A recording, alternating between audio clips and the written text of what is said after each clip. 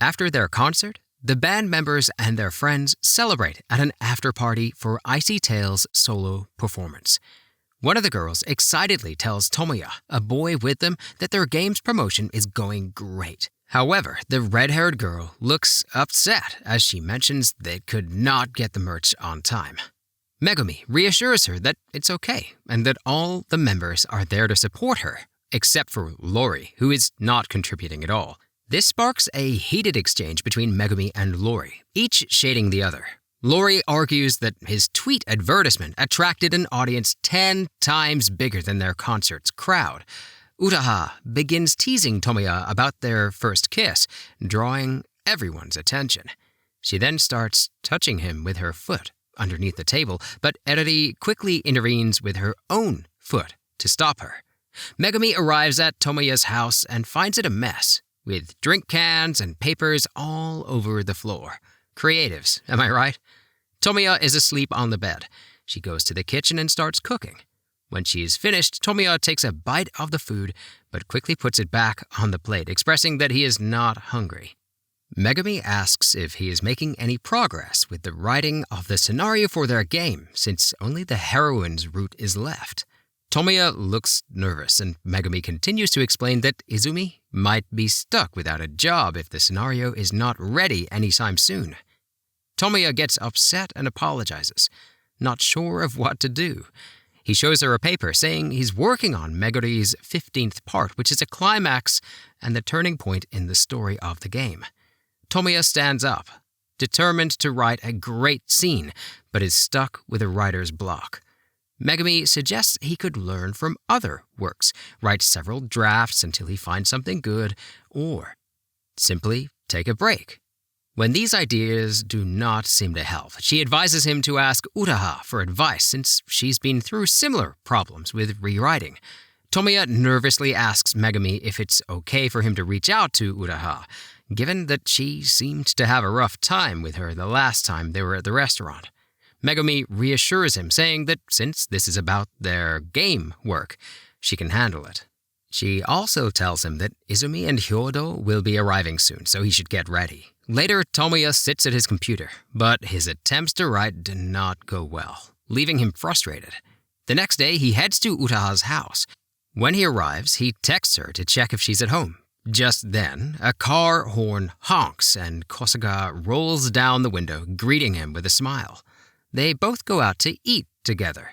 Kosuga takes a look at Tomoya's script and starts laughing, finding it too idealistic for today's world. Tomoya feels embarrassed and covers his face with his hands.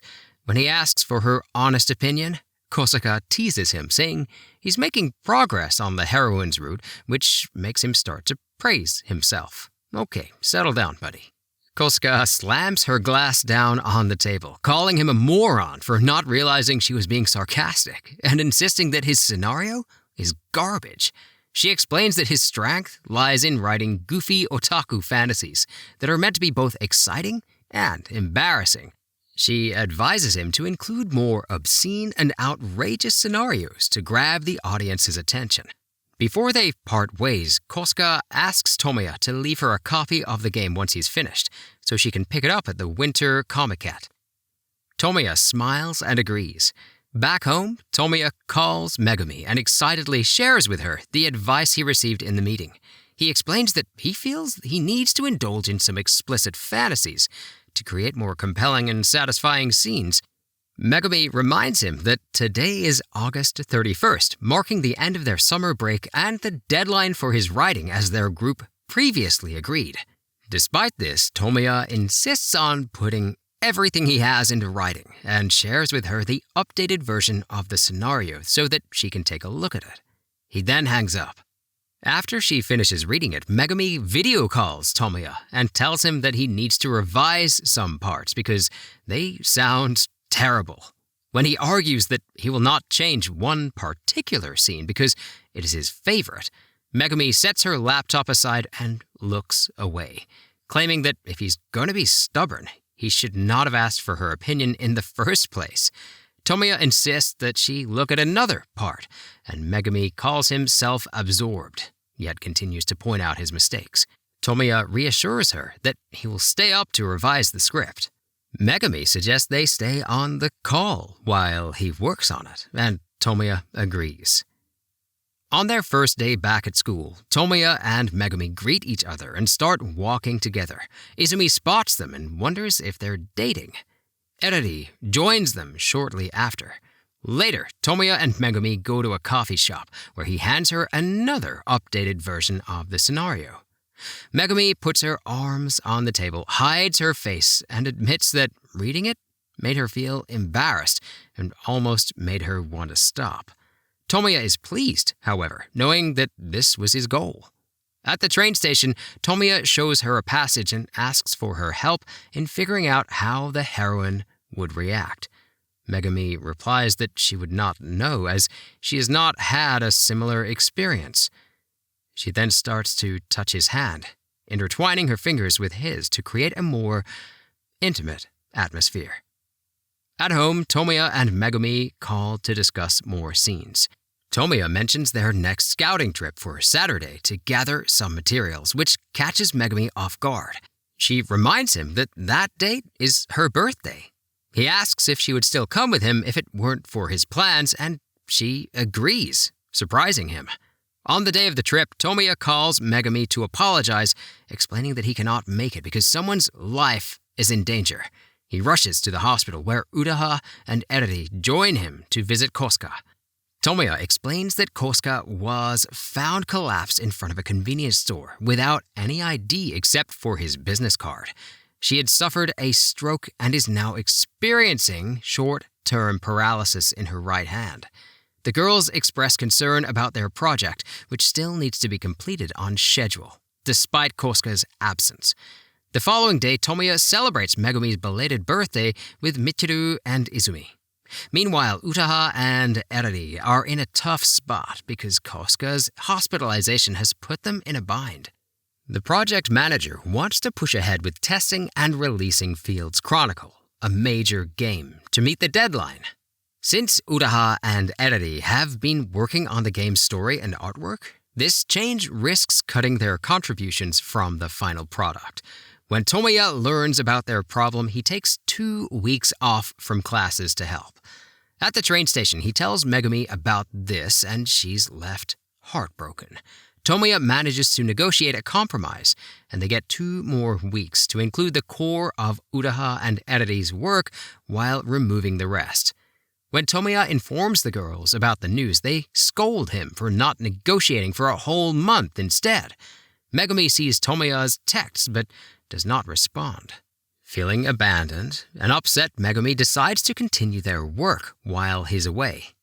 One evening, as Michiru and Izumi talk about Tomoya, Megumi's reactions make it clear how much she cares for him. Her jealousy becomes evident when the conversation hints that the others might be interested in him. Tomoya helps Utaha and Ereri stay on track to meet their deadline, meanwhile, and then he heads back to his town. While walking, he spots Megumi sitting on the stairs, holding her phone. He asks what she's doing there, and she tells him she received some strange messages from him about an hour ago. She learns that he finished the scenario and expresses that his writing is disgusting. Tomoya explains that he wrote what he feels about her, but she argues that no girl would be happy to receive such a love letter. She stands up and starts to walk away, but he chases after her. Megumi complains about how far behind they are on the schedule because of his selfishness. She says she no longer cares, and when he tries to touch her hand, she pushes him away. After a moment, she takes his hand again, however, and he confesses his love for her. Megumi looks down and asks why he chose her over others. He explains that she is the only one he can truly be honest with. Moved by his words, she wraps her arms around him. Megumi pulls away slightly, and they gaze into each other's eyes with smiles on their faces. Then, Megumi closes her eyes, making Tomoya blush and become nervous. He grips her shoulders gently. Megumi opens her eyes a little to see what he's doing, and that's when he kisses her. He quickly pulls away, apologizing and explaining that he thought she wanted him to kiss her since she closed her eyes. To stop him from talking, Megumi kisses him again. When she pulls away, she says that's exactly what she wanted. They hold hands and share another kiss. The group begins working on their game with Uraha and Eriri. Outside, Tomoya tells Eriri he needs to discuss something with her. She guesses it's about him and Megumi dating, which makes Tomoya blush and feel anxious, especially because of their past together. When Eriri goes inside the house, she finds Megumi, who says she's going to take a bath. Eriri insists on joining her. In the bath, Megumi apologizes, feeling uncomfortable about her relationship with Tomoya due to his history with Eriri. Eriri responds by repeatedly dunking Megumi's head under the water and pinching her ear, teasing her about how much she loves Tomoya and easily forgiving him. At the Winter Comiket, Blessing Software's game successfully sells 1,000 copies. 10 years later, Tomoya and his friends have moved on to their own lives. Tomoya, lacking any standout talent, has given up on his dreams and settled into a mundane salaryman job. Megumi, disappointed in him, decides to end their relationship. Tomoya now lives in a shabby apartment, struggling with his circumstances. Meanwhile, Lori is deep into gambling and drowning in debt. He reaches out to Tomoya, proposing they team up again like they used to. Tomoya rejects Lori's offer, telling him to face reality. As Tomoya faces rejection and failure, he eventually finds himself with Utaha, who becomes his new partner. But you've been punked, guys. It turns out that this entire scenario is a fictional story for Blessing Software's latest game. In real life, everyone has become successful professionals in the industry. Tomoya fulfills his promise to Eriri by starting a game company and invites her and Uraha to be his clients. Tomoya and Megumi are now flirtatious and excited about their future together. However, when they return home, they find everyone already gathered, despite Megumi's slight annoyance at their interrupted romantic time. Megumi is happy to see everyone together. What an awesome movie. Now, guys, thank you so much for joining us for this anime recap. You know exactly what I'm going to ask. Please subscribe, hit the notification bell, and comment below. What did you think of this movie? Is it anything as good as the series itself? Talk next time. Bye.